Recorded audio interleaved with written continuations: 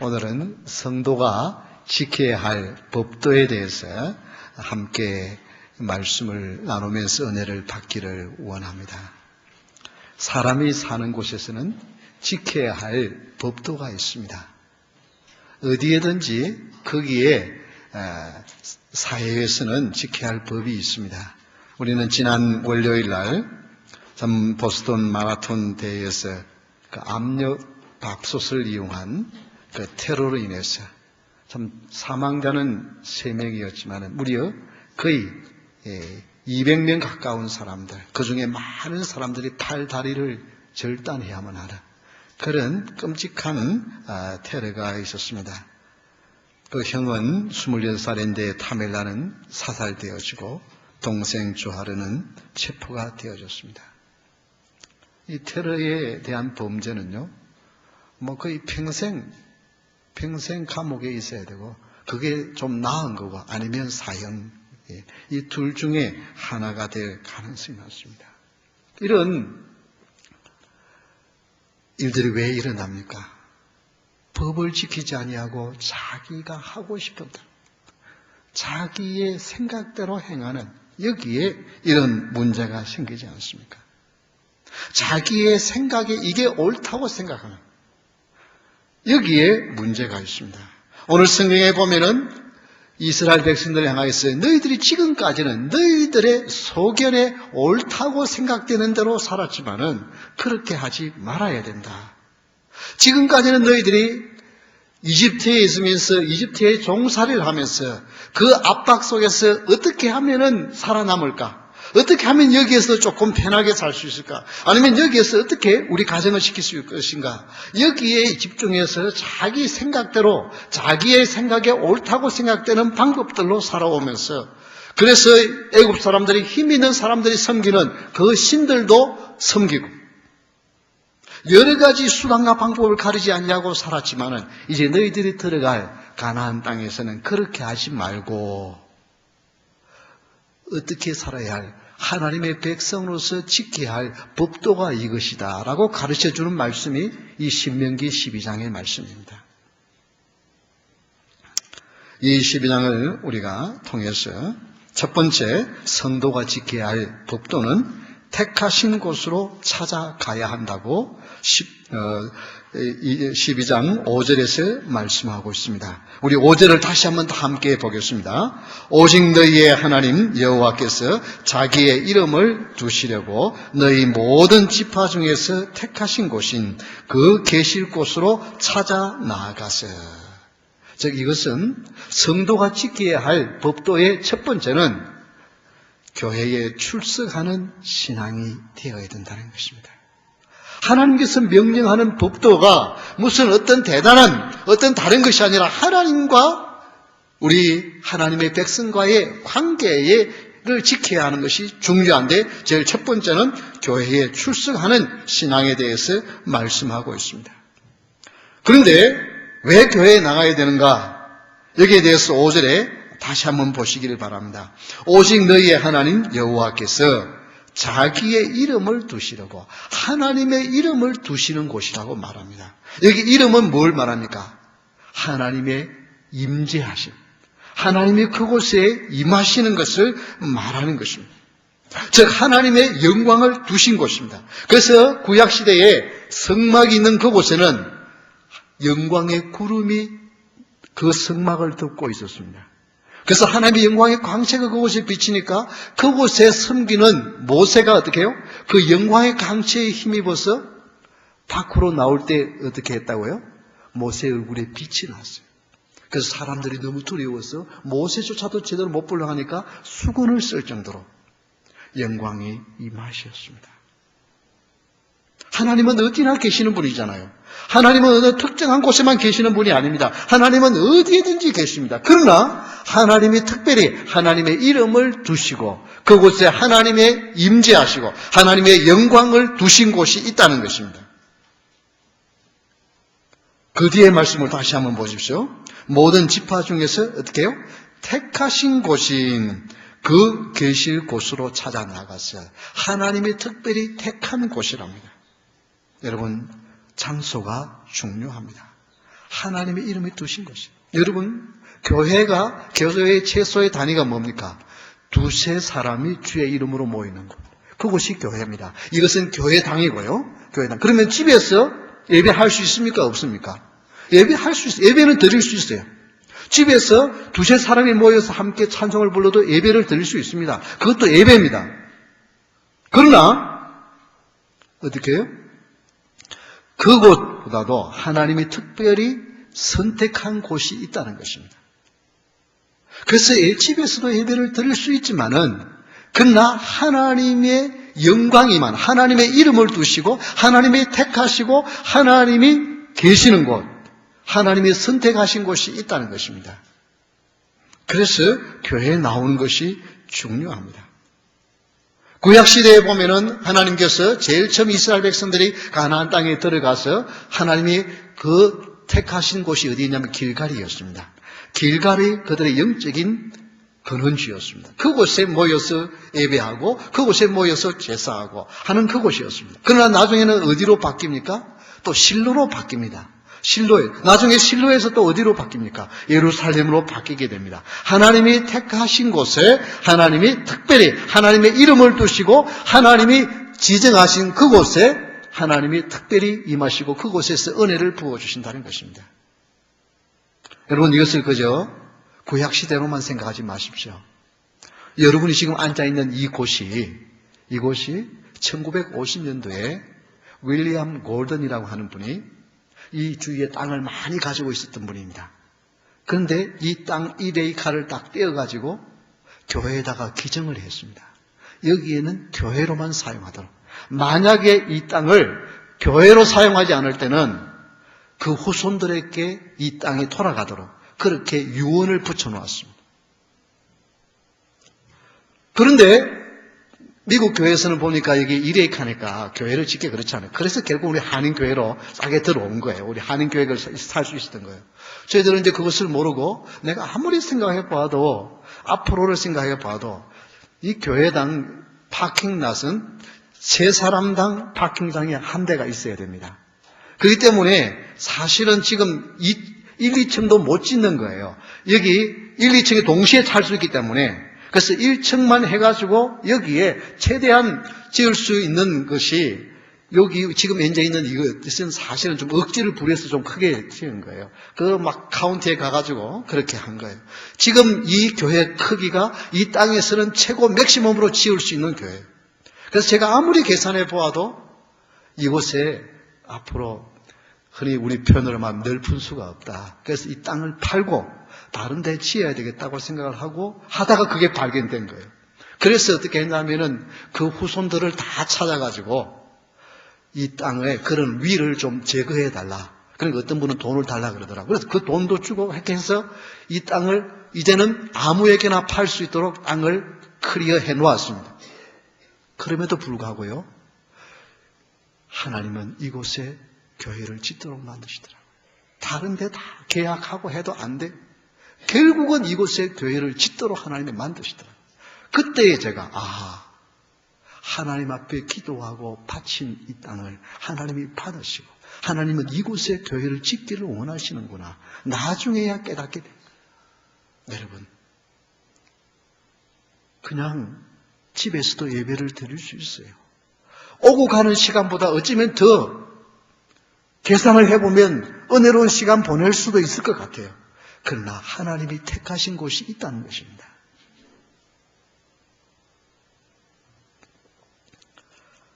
그곳에 찾아 나아가서라고 성경은 말씀을 하고 있습니다. 이것이 교회 출석의 중요한 의미인 것입니다. 성도가 지켜야 할 법도는 교회에 출석하는 신앙입니다.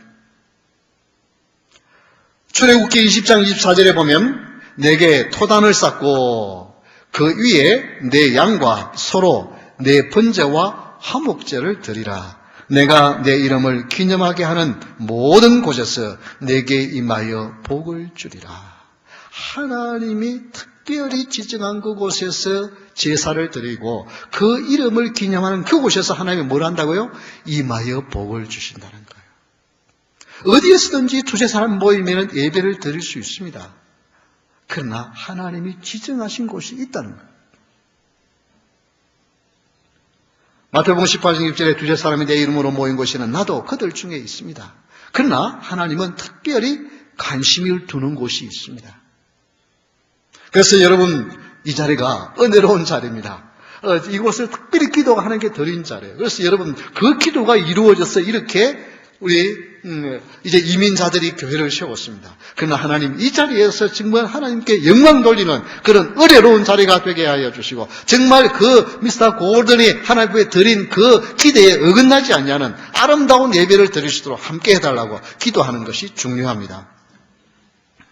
여러분, 한 번은 무디가 아주 유력하신 분이, 좀 이렇게 재력도 있고 덕망도 있고 영향력이 있는 분이 교회를 출석하지 않으니까 찾아가서 좀 교회를 나오시라고 그렇게 건면을 하니까 이분이, 목사님, 저는 교회를 나가지 않아도 하나님을 사랑하고 신앙생활 잘하면 되지 않습니까?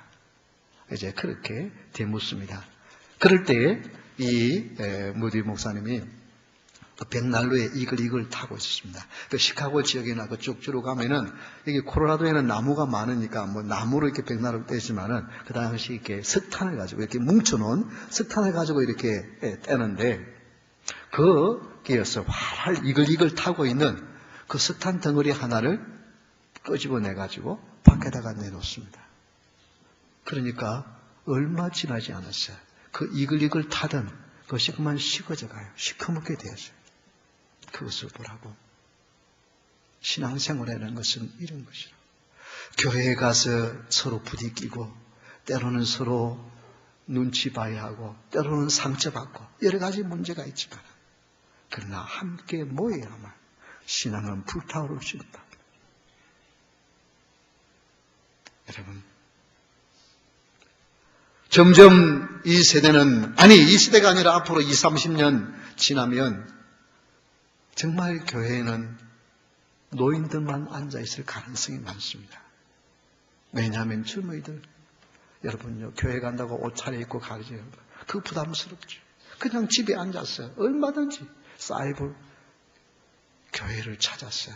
거기서 예배할 수 있어요. 그래서 타면은요, 교인들이 여기 앉아있는 이름만 가지고 그 교회 교인이라고 다라고 생각해 볼 수 없어요. 왜냐하면 정기적으로 그 사이트에 들어가서 예배를 드리고, 또 그 교회 정기적으로 온라인으로 헌금을 하고, 그런 일들이 얼마든지 일어날 수 있어요. 뿐만 아닙니다.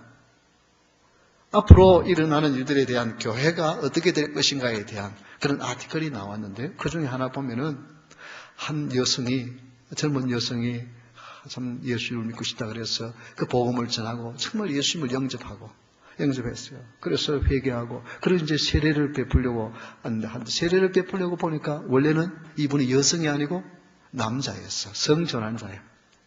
이런 사람들이 이제 교회에 원래 얼마나 들어오는 거. 이제 이런 사람들을 앞으로 어떻게 할 것인지, 이런 여러 가지 문제들이 이제 대두되어지게 됩니다. 이럴 때 정말 교회 꼭 가야 되겠느냐? 여러 가지 부대끼면서 상처받으면서 교회 꼭 가야 되겠느냐? 이런 질문이 나올 수 있습니다. 그럴 때에 바로 이 신명기 12장 5절의 말씀, 하나님이 지적한 그곳에 나아가서, 여러분, 아무리 집에서 혼자 예배할 수도 있고 가정에서 예배할 수도 있지만, 그러나 하나님은 어떻게 해요? 하나님이 지적한 곳에 나와서 예배 드리기를 원하시는 줄 믿으시기 바랍니다. 두 번째, 성도가 지켜야 할 법도는 가져다 드려야 합니다. 6절 말씀 우리 다 함께 한번 다시 읽겠습니다. 너희의 번제와 너희의 제물과 너희의 11조와 너희 손의 거제와 너희의 서원제와 낙큰 뇌물과 너희 소와 양의 처음 난 것들을 너희는 그리로 가져다 드리고. 사랑하는 성도 여러분, 성도가 지켜야 할 법도의 두 번째는 예배 드리는 신앙입니다. 여러분, 번제, 제사를 드리는, 이스라엘 백성들이 모이면은 꼭 제사가 있었어요. 여러 가지 5가지의 제사가 있었습니다. 그런데 왜 우리는 지금 더 이상 제사를 드리지 않습니까? 제사가 필요 없었습니까? 제사는 분명히 있어야 돼요. 그런데 누가 대신 제사를 드렸어요? 예수 그리스도께서 당신의 몸을 단번에 제물로 드렸기 때문에, 희생 제물로 드렸기 때문에 더 이상 우리는 제물을 바칠 필요가 없어요. 그러나 우리는 하나님 앞에 나올 적마다 누구에게 관심을 두어야 돼요? 제물로 바친 예수 그리스도의 이름으로 하나님 아버지께 영광을 돌리는 것. 이것이 예배입니다. 그냥 교회에 나가는 것, 출석하는 것이 예배가 아니에요. 교회에 와서 앉아있지만은 예수 그리스도 없이, 제물이 없이 하나님 앞에 얼마든지 나갈 수 있습니다. 그 제물과 함께 뭐라 그랬습니까? 너희의 11조와 너희의 손의 거제와 너희의 서원제와 낙헌 예물과 여러 가지 예물들을 드리도록 명령하십니다. 왜 이렇게 명령하십니까? 이것은 하나님이 베풀어 주신 은혜에 감사하는 마음으로 하나님 앞에 드리는 것입니다. 그러나 우리 현대인들은 어떻습니까? 드리는 것보다는 무엇에 대한 관심이 있어요? 받는 것에 관심이 있어요. 하나님이 나에게 주신 것에 대한 관심이 많아요. 그러나 우리는 예배의 핵심은 제물이 되신 예수 그리스도, 그분의 이름으로 나가고 그분께 감사를 드리는 것입니다. 그래서 히브리서 9장 14절의 말씀에 이런 말씀이 있습니다. 우리는 다 같이 한번 함께 읽어볼까요? 히브리서 9장 14절. 하물며 영원하신 성령으로 말미암아 흠없는 자기를 하나님께 드린 그리스도의 피가 어찌 너희의 양심을 죽은 행실에서 깨끗하게 하고 살아계신 하나님을 섬기게 하지 못하겠느냐. 예수 그리스도의 보배의 피가 있어야만 그것이 합당한 예배인 것입니다. 그렇지 않으면 그저 단순히 교회에 출석하는 것입니다. 예배를 드리는 신앙입니다. 우리가 성도가 지켜야 할 법들은 무슨 다른 복잡한 것이 아니라 하나님과 올바른 관계인데, 첫 번째는 교회에 지적한 곳에 출석해야 하고, 두 번째는 어떻게 해요? 예배를 드리는 신앙이 있어야 하는 것입니다. 신명기 16장 16절에 보면 이런 말씀이 있습니다. 너희 가운데 모든 남자는 1년에 3번 곧 무교절과 지칠절과 초막절에 내 하나님 여호와께서 택하신 곳에서 여호와를 배웁되 빈손으로 여호와를 배웁지 말고. 여러분, 하나님 앞에 나갈 때는 하나님 빈손으로 나오지 말라고 말씀합니다. 스위스의 영성가 프란시스 세이프 박사가 스위스에서 미국을 방문해서 미국의 여러 교회들을 다 이렇게 방문해보고 내린 결론입니다. 미국 교회 교인들은 모두 자기 행복, 자기 만족에 빠져있다. 그렇게 평가를 했습니다. 이것이 바로 미국 교회의 불행이다. 마치 맥도날드에서 햄버거를 사 먹을 건가? 아니면은 치킨집에서 치킨 샌드위치를 사 먹을 것인가? 그것을 생각하고 자기가 원하는 것을 선택하듯이 교회도 자기 취향에 맞는 소매점으로 인식하고 있다. 그래서 미국의 교회는 신자들을 위한 상품점으로서 신자들이 교회에 찾아와서 자기가 필요한 것을 먹고 갈 수 있도록 준비하는 것이다. 그래서 미국의 교회는 소비자 교회고 미국의 교회는 소비자 교인이다. 그렇게 그분이 평가를 했습니다. 상당히 의미 있는 이야기입니다. 그래서 최근에 USA 투데이지에서 왜 교회를 나가는가를 설문조사를 했습니다.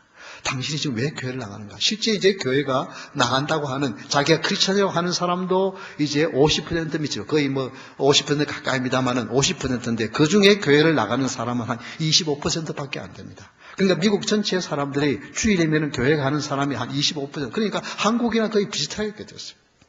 그런데 그 나가는 사람들에게 당신들이 무엇 때문에 매주일 교회를 나갑니까?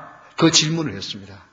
그 질문에 답한 내용이 답이 뭔 줄 압니까? 45%가 자기 자신들에게 도움이 되기 때문에. 나에게 도움이 되기 때문에. 그러면 무슨 도움이 되는가? 거기에 대해 좀 더 구체적으로 질문을 하니까 26%가 마음의 평화와 정신적 안정 때문에. 그러니까 교회에 나가는 사람의 절반이 내 자신에게 도움이 되기 때문이고. 그러니까 무슨 도움이냐? 마음의 안정과 평안 때문에 교회를 나간다. 여러분, 이게 미국 교회인데 꼭 미국 교회만 그럴까요? 한국 교회는 예외일까요? 내가 볼 때 별로 그렇게 차이가 없을 것입니다. 그 말은 무슨 말입니까? 내가 왜 신앙생활을 하는지, 왜 내가 교회를 나가는지, 이유는 나에게 유익이 되기 때문에,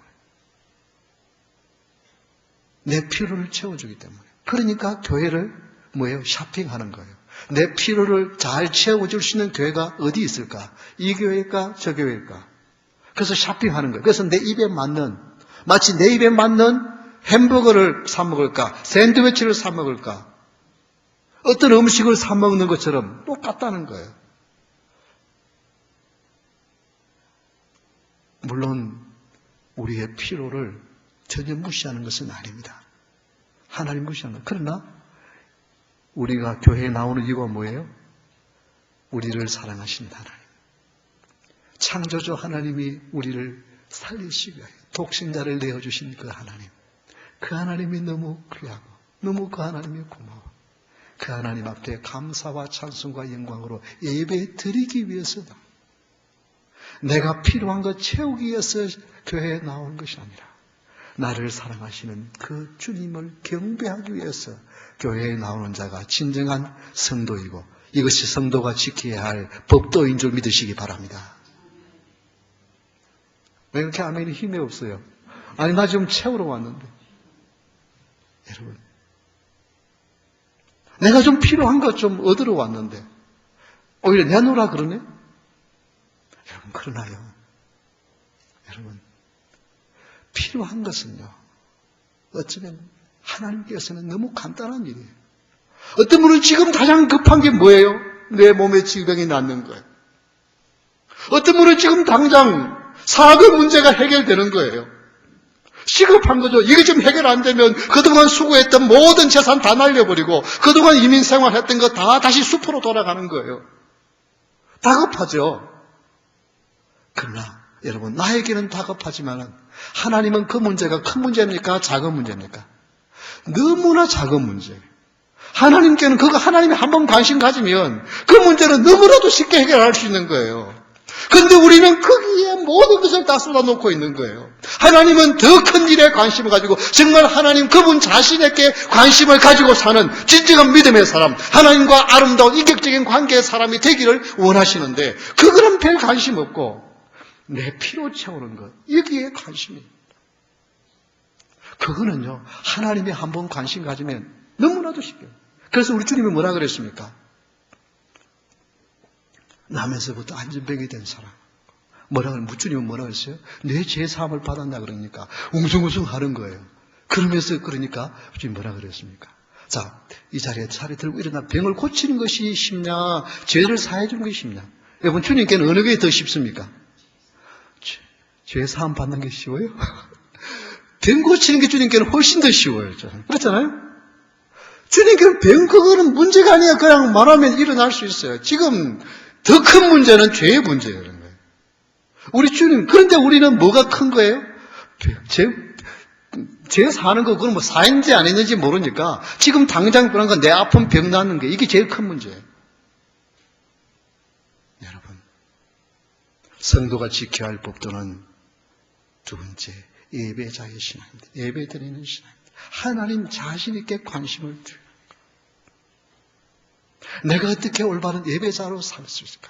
내가 어떻게 하나님 나를 사랑하시는 하나님 앞에 합당한 예배를 드릴 수 있을 것인가? 여기에 관심을 가지는 여러분 될 수 있기를 주 이름으로 축원합니다.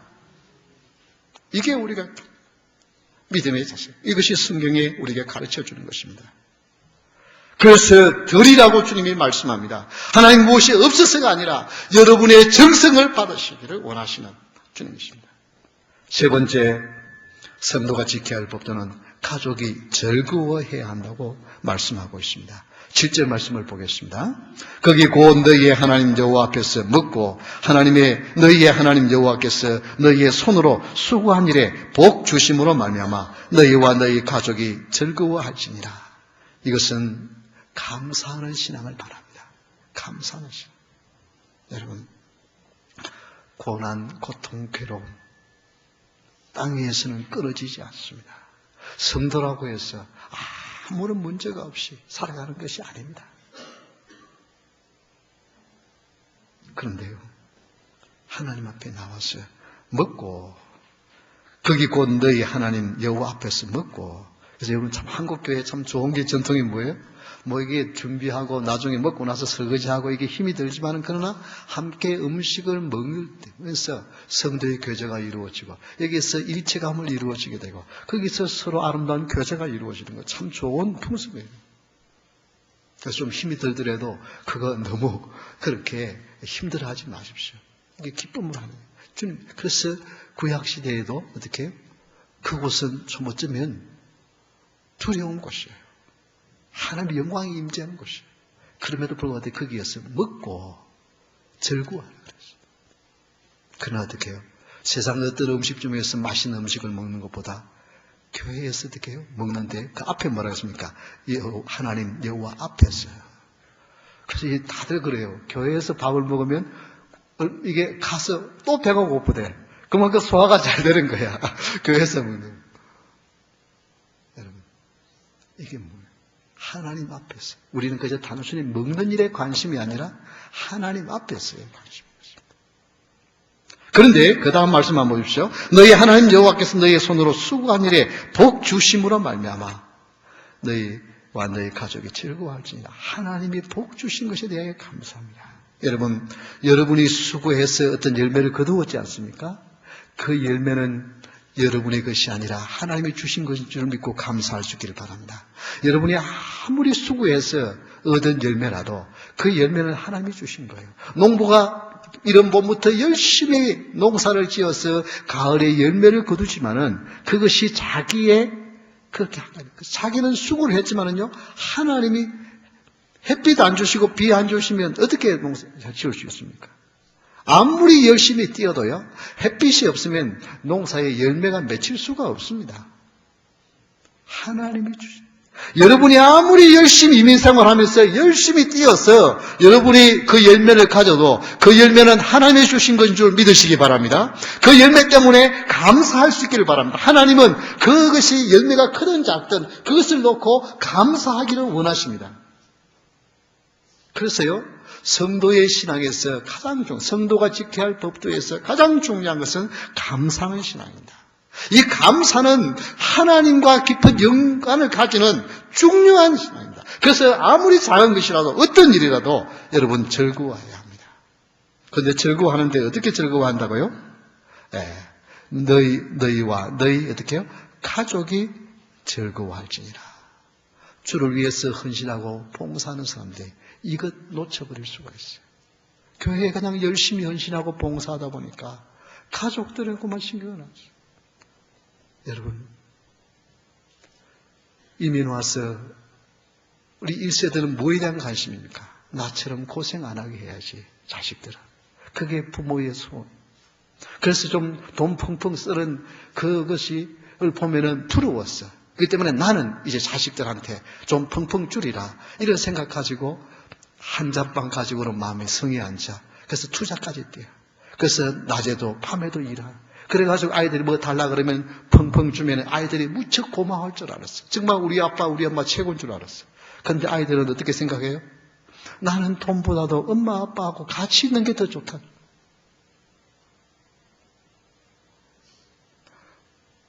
우리는 없이 살아봤기 때문에 어떻게 아이들에게 고생해도 같이 아이들하고 좀 마치 못 놀아줘도 애들이 좀 여유있게 살도록 만들어주는 것이 그것이 좋은 것이라고 생각을 했어요. 그런데 여기 보면 뭐라 그랬어요? 가족이 즐거워해야 된다고 그랬어요. 함께 즐거워하는 것 중요합니다.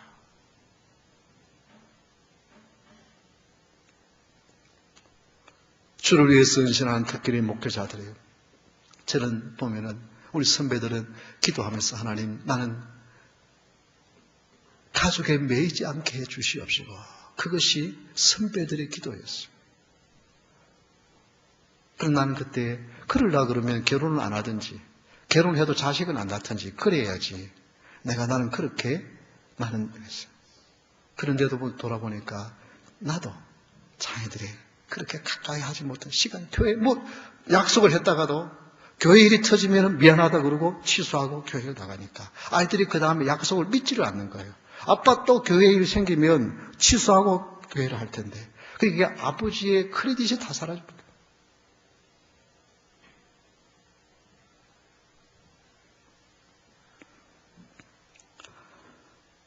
여러분, 우리는 함께 즐거워하는 아름다움이 있어야 합니다. 나만 즐거운 것이 아니라 가족이 즐거워하고 다른 사람이, 성도들이 함께 즐거워하는 일에 관심을 가지며 신앙생활 할 수 있기를 주의 이름으로 축원합니다.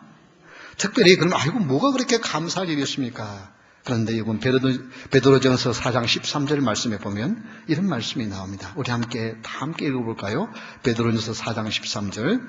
오히려 너희가 그리스도의 고난에 참여하는 것으로 즐거워하라. 이는 그의 영광을 나타내실 때 너희로 즐거워하고 기뻐하게 하려 함이라. 여러분, 우리는 늘 행복하고 아무 문제가 없어서 즐거워하는 것이 아니라 심지어 어디에서도 즐거워해야 한다고요? 고난 가운데서도 즐거워해야 돼요. 어려움이 있는데도 즐거워해야 돼요. 왜? 고난은요, 이건 성도에게는 극히 일부이고요. 성도에게 고난은 무엇이에요? 그 고난이 크면 클수록 영광도 더 크게 하시는 우리 하나님이 계시기 때문을 좀 믿으시기 바랍니다.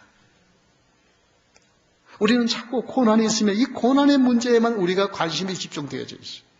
그래서 질병이 빨리 나야 하고 이 사업도 빨리 해야 하고 우리는 거기에 모든 게 다 집중되어져 있는데, 그러나 성경은 고난 가운데서도 즐거워하래요. 왜? 그 고난을 보고 하나님이 그래 너 고난 당하는 걸 보니까 내가 즐기겠다, 그 말씀입니까? 아닙니다. 하나님과의 올바른 관계가 지어져 있고 올바른 예배자의 신앙으로 되어져 있고 하나님과의 아름다운 관계가 이루어지면 고난은 고난이 아니고 그것을 다 합하여 무엇을 이루시는 하나님? 선으로 이루시는 하나님. 그것이 축복이 되게 하시는 하나님. 그 하나님이 계시기 때문에 그런 거예요. 그렇기 때문에 우리는 어떤 상황 가운데서도 즐거워하며 살 수 있는 거예요. 그래서 여러분, 좋은 일이 있을 때만 즐거워하지 말고 항상 즐거워하면서, 항상 감사하면서, 항상 기뻐하면서 사는 여러분 될 수 있기를 주의 이름으로 축원합니다. 영국에 한창 이제 남아메리카를 개척하고 있을 그때였습니다. 그때 영국에 한 선교사님이 크게 합류를 해서 그곳에 이제 아마존강 하류에 선교를 하러 갑니다. 그 선교를 하러 갔는데 가보니까 이 밀림 속에서 있는 원주민들이 이게 사람인지 원숭인지 구분이 안 될 정도로 온 데다 틀로 뒤집혀 있어요. 그래서 선교사가 이게 누구가 사람인지를 알고 어떻게 이게 전도를 해야 될까? 그러면서 이 본국에다가 전보를 보냅니다. 이게 사람인지 원숭인지 구분이 안 된다. 구분할 수 있는 방법을 좀 가르쳐 달라. 그러니까 얼마 후에 답이 온 것이 뭔 줄 압니까? 웃는 것이 사람이다. 아무리 원숭이하고 사람하고 털이 다 나가지고 구분이 안 되어도 웃으면 그건 사람이다. 이게 진짜 그런 일이 있었는지 아니면 지어낸 말인지 제가 확인할 길이 없습니다. 그러나 상당히 의미가 있는 말입니다. 여러분, 사람은 웃어야 사람입니다. 하나님의 백성은 어떤 어려움이 있어도 어떤 상황이 있어도 하나님 바라보면서 웃는 자가 성도인 줄 믿으시기 바랍니다.